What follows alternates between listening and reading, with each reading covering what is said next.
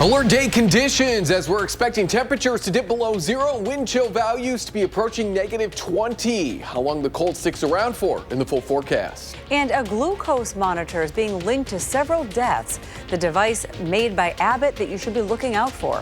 And a lawsuit is filed over the Trump administration's tariffs, while Costco is looking to get a full refund. That's all coming up on News 3 Now at 10. Good evening. Thanks for joining us, everyone.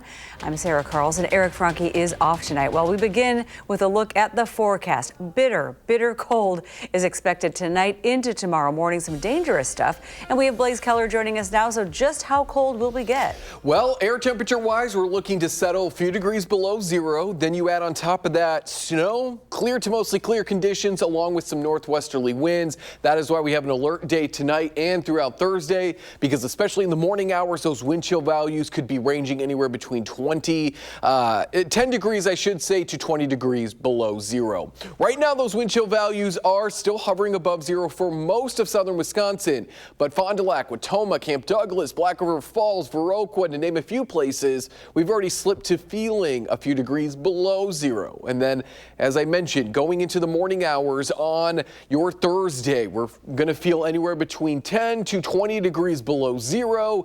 It's because of the fresh snow on the ground, the northwesterly winds, and the clear to mostly clear conditions that we're expecting tonight. How long the cold sticks around for, we'll take a look at that, as well as a few more snow chances in the extended forecast. All that's coming up in just a few minutes. All right, thank you, Blaze. And you heard their conditions are going to be bitterly cold. Some things to know here. Frostbite can set in within 30 minutes with wind chills at -20. The highest risk is on exposed skin, things like the nose, ears, and fingers. And for your furry friends, your pets, the risk is similar. Highest on paws, ears, tail, and nose. And old, small, sick, or very young dogs are also at an increased risk, so be sure to limit their and your outdoor activity coming up. With this cold, we spoke with one local school district about how they determine when to cancel. The deputy superintendent of Verona area schools said cancellations for cold and snow differ. However, time is of the essence to make a decision. And we'd really have to make a decision, no later than 5:30 a.m. Because we're in touch with folks like you to make sure our families are informed. For cold days, they will cancel if there are sustained winds of -30 during the school day. And it's a collaborative effort between school staff, other school districts, and the district's transportation service to determine all of the road conditions out there as well. And parts of the West are now experiencing their first significant snowstorm of the season as people here in the Midwest and the Northeast begin to dig out. This was the scene in Colorado this morning. Heavy snowfall made a big mess of roads in Denver, leading a car to slide off an embankment. And in West Virginia, a semi-truck's cab was left dangling, check this out, off of an interstate bridge after its driver lost control of the vehicle and had to be rescued. There's a few times, he got antsy, which anybody would. And, I just kept reassuring him I was in there with him. And the safer we got that harness on him, the safer we was and the faster we could get out of there. And as we said before, winter is not letting up yet. Temperatures could plunge below freezing for more than a dozen states, including here in Wisconsin, beginning tomorrow. You can always track the forecast for yourself on our First Warn weather app. This has hourly planners, road conditions, and radar. Download it for free in your phone's app store. Just search WISC weather.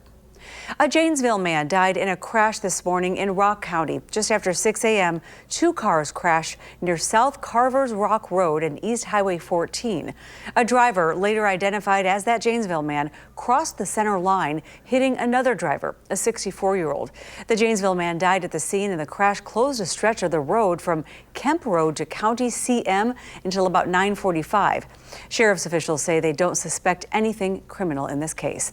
And two men are arrested after a missing Wisconsin teen is found safe in Wyoming. Wyoming Highway Patrol troopers say they responded to an alert and stopped the suspected vehicle outside of the town of Sinclair. Troopers say two men were in the car with the girl and claimed they were hired to take her to Utah. They are both charged with kidnapping and interference in parental custody. The girl is back home safe with her parents tonight.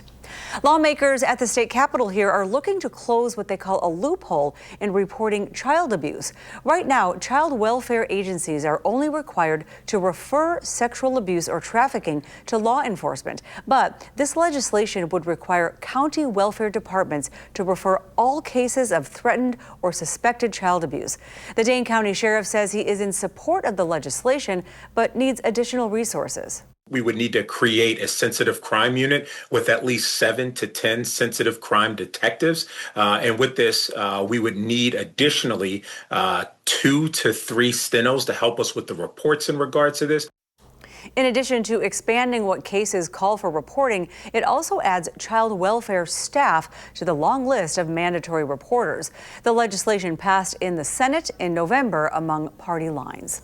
The FDA says faulty glucose monitors have been linked to at least 7 deaths right now and hundreds of injuries around the globe. The problems are with roughly 3 million of these Freestyle Libre 3 and Freestyle Libre 3 Plus sensors. The devices are made by Abbott, the company that recently acquired Exact Sciences here in Madison. Abbott Diabetes Care says it has resolved the problem with those products, but the FDA does warn that the ones previously purchased should not be used.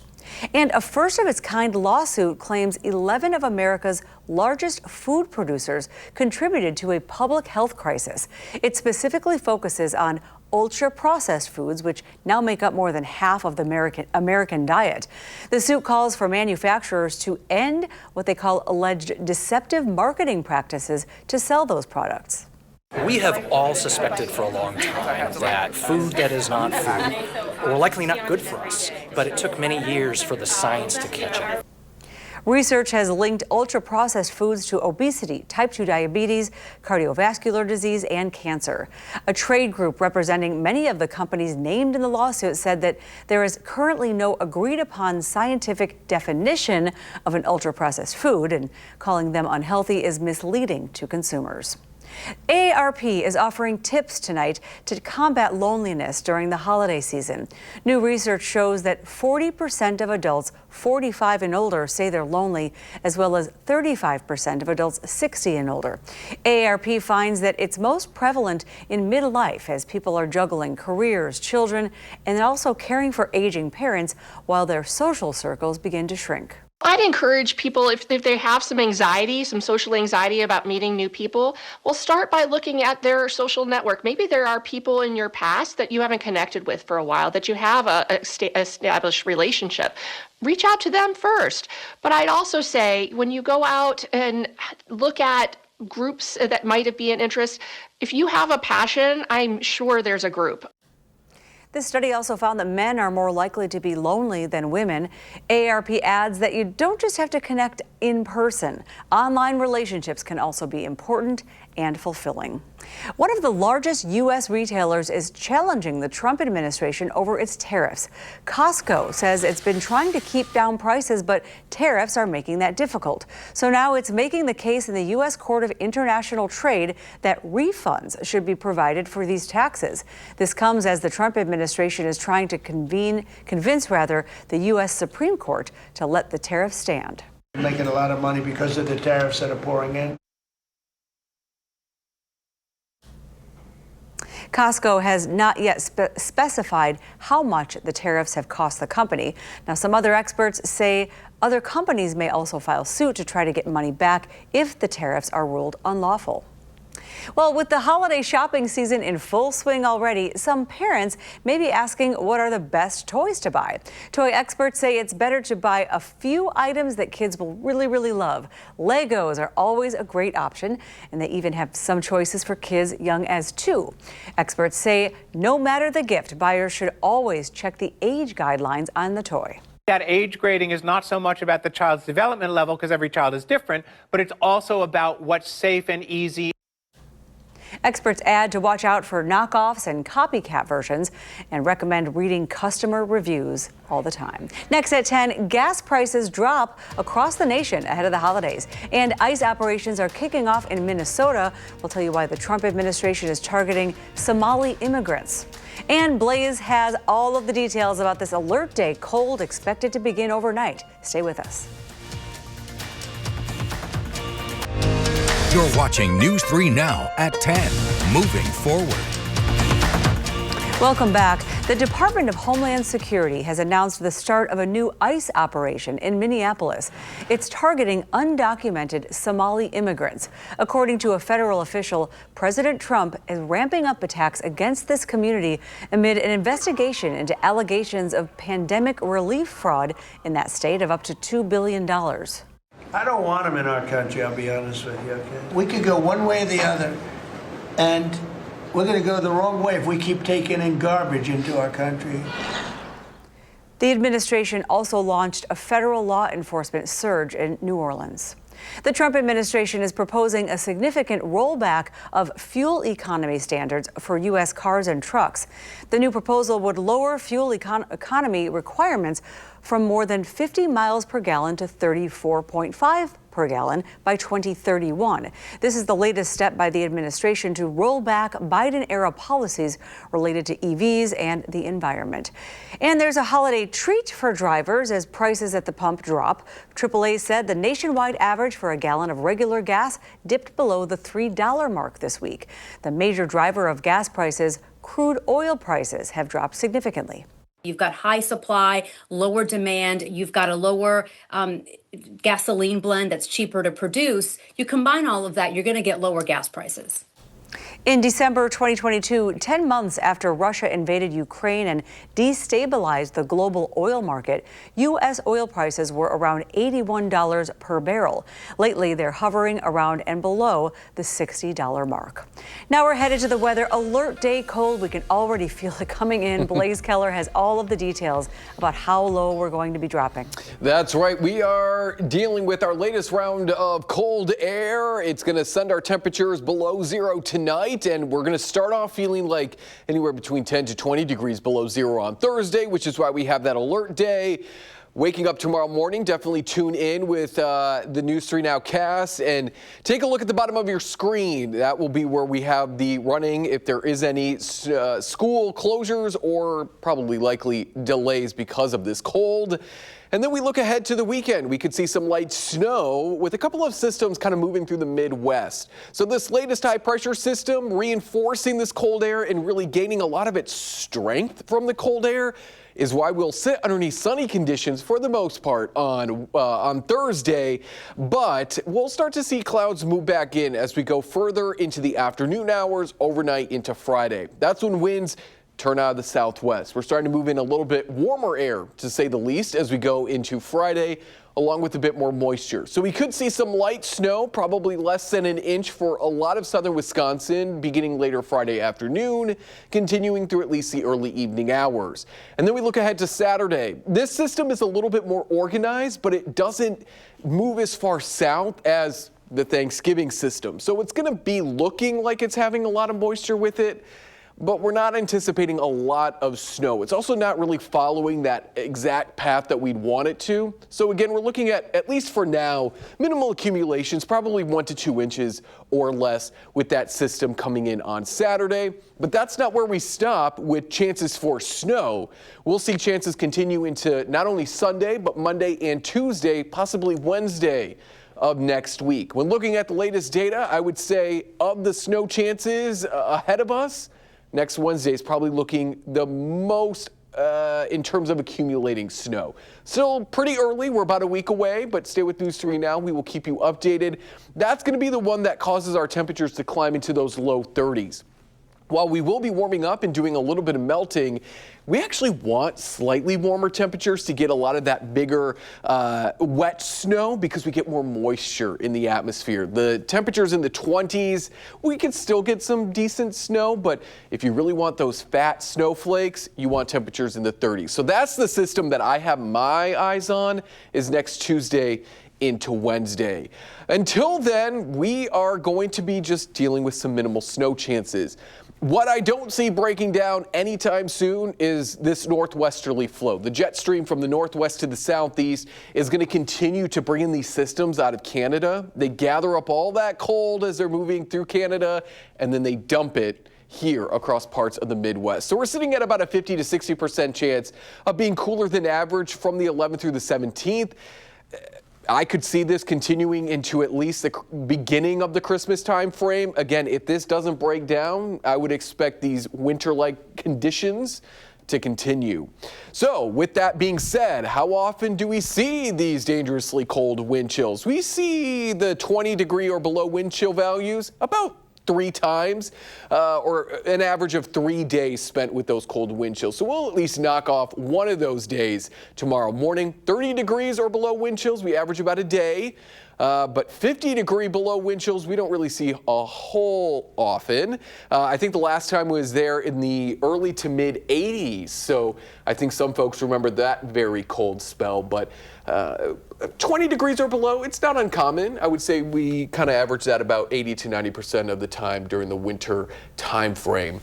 There was a look at our 7 and 10 day forecast, 20s through at least next Tuesday. And then again, that system, if it holds together and the forecast doesn't change, we'll top out in those low 30s next Tuesday and Wednesday. Those are some really interesting numbers. Yeah. It's true, though, that this is early for this kind of cold, right? Earlier than usual. It can be, yeah. It really just depends if we have a really strong high pressure system like this one, and it can kind of push its way through Canada, bringing with it that cold Canadian and a little bit of Arctic air. It's certainly possible, but when it comes to those 30s, 40s, and 50s, you know, we don't really see that a whole lot.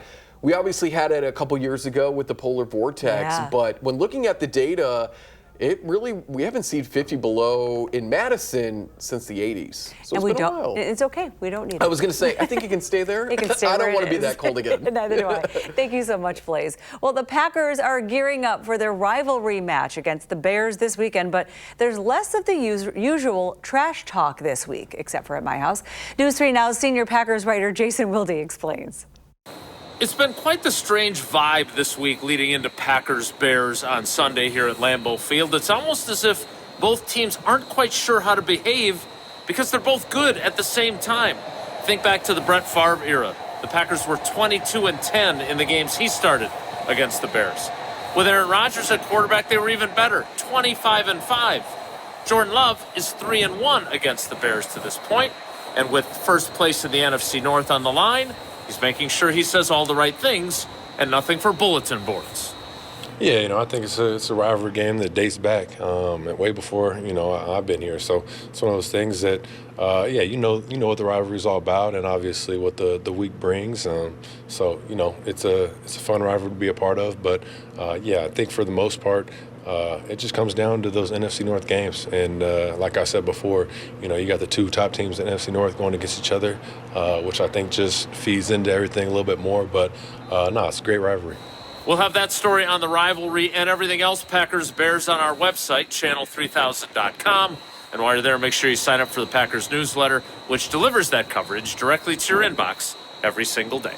In chilly Green Bay at Lambeau Field, Jason Wilde, channel3000.com. Thanks, Jason. We'll see the rivalry play out at Lambeau. Kickoff set for 3:25 on Sunday. It is going to be a game. It is going to be so much fun. We were just talking about it. I mean, everybody's talking about it. Ben Johnson, his first time as a Bears head coach, he kind of talked some crap to Matt LaFleur in the offseason, so we'll see if Matt has some tricks up his sleeve. I know. Well, it's really, I don't know, kind of flipping a coin at this point. No kidding. And Greg Gard for the Badgers, it's kind of been like flipping a coin as well so far this year, but Big Ten play started tonight. I'll tell you, if they could get the win over the Wildcats. Next in sports.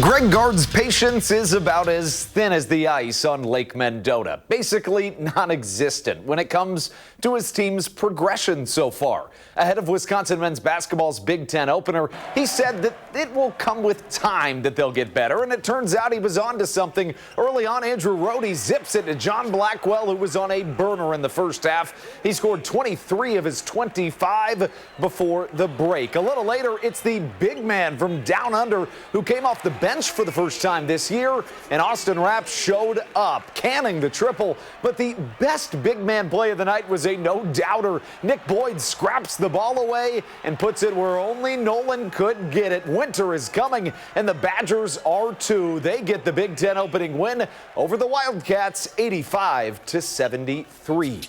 Another day, another rumor mill of Giannis trade suspicions, and oh no, in the first quarter, the Bucks superstar injures his left calf and he wouldn't return. Milwaukee has lost 8 of their last 9, playing against one of the best teams in the league in the Pistons. And how about this? Kyle Kuzma. He shows them with the slam, and later, trailing by 1, Milwaukee's Derry Bird, he delivers. A.J. Green for 3, giving the Bucks a lead.